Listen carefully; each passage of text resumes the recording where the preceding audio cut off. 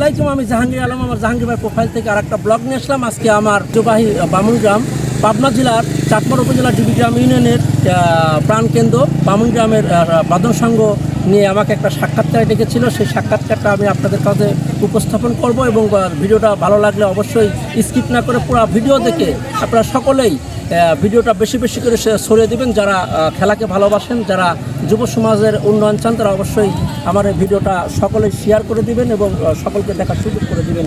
আর একটা কথা বলে, আপনারা এই সাক্ষাৎকারটা যদি ভালো লাগে অবশ্যই আপনারা ভিডিওটা নিজের ওয়ালে শেয়ার করে রাখবেন। তো চলেন আমরা এখন যাই আপনাদের সেই আমাকে ডেকে নেওয়া সেই সাক্ষাৎকারে।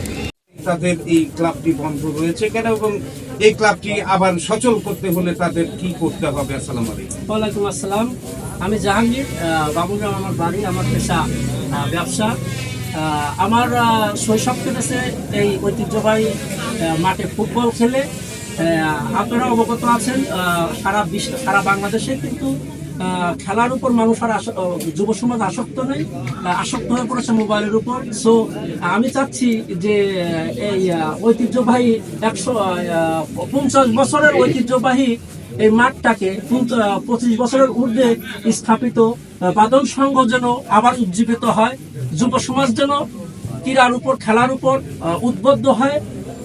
আর এই উদ্বুদ্ধ আমাদের এই ভিডিওর মাধ্যমে এলাকার যারা সিনিয়র পার্সন আছে তারা যেন এই ভিডিওর মাধ্যমে, যদিও কোনো রকম ভুলভ্রান্তি হয়ে থাকে, শুধরে নিয়ে এটা যেন ভবিষ্যতে আগের মতো দেখতে চাই। যেন আমরা ফুটবল প্রেমিক যারা আছি, সারা পৃথিবী, সারা বাংলাদেশের যারা ফুটবল প্রেমিক আছেন, এই ভিডিওটা বেশি বেশি শেয়ার করে জানিয়ে দিতে হবে যে আমরা এখনো খেলাকে ভালোবাসি, খেলাই আমাদের একমাত্র বেঁচে থাকার উৎস।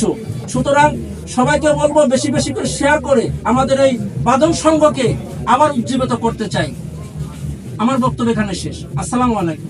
অবশ্যই প্রিয় দর্শক, আপনারা শুনলেন যে প্রতিটি খেলোয়াড় এবং এখানকার এলাকাবাসী যারা রয়েছেন তারা প্রত্যেকেই বলছেন একটি কথা, সেটা হলো যে খেলায় ফিরে আসতে হবে, মাঠে ফিরে আসতে হবে, সবকিছু ভুলে গিয়ে আমাদের যুব সমাজকে যদি আমরা রক্ষা করতে চাই। প্রিয় দর্শক, আর কথা বাড়াবো না। আমরা চাইবো যে এই সংঘটি যেন অবশ্যই অতি শীঘ্রই সচল হয়ে ওঠে, কারো কোনো ব্যক্তিগত দখলে কিংবা গোষ্ঠীর কোনো দখলে না থাকে। এছাড়াও আমরা চাই যে এই ক্লাবের মাধ্যমে এখানে খেলার একটি সুষ্ঠু পরিবেশ তৈরি হোক এবং এখান থেকে জাতীয় মানের খেলোয়াড় আমাদের এখান থেকে উঠে আসবে, আমরা সেটি প্রত্যাশা করি। প্রিয় দর্শক, দর্পণ বাংলার সাথে থাকার জন্য অনেক অনেক ধন্যবাদ। আবারও দেখা হবে, এই ধরনের চিত্র আপনাদের সামনে তুলে ধরতে চাই। সে পর্যন্ত আপনারা ভালো থাকুন এবং সুস্থ থাকুন, দর্পণ বাংলার সাথেই থাকুন। ধন্যবাদ। দেখতেন আপনারা একটা টিভি চ্যানেলের সাক্ষাৎকার। আপনাদের কাছে অনুরোধ রইল, যদি এই সাক্ষাৎকারটা ভালো লাগে, আপনারা যদি যুব সমাজকে ভালোবাসেন, অবশ্যই আপনার ওয়ালে শেয়ার করে দেখে দিতে পারেন সুন্দর এই ভিডিওটা এবং সকলকে দেখার সুযোগ করে দিতে পারেন।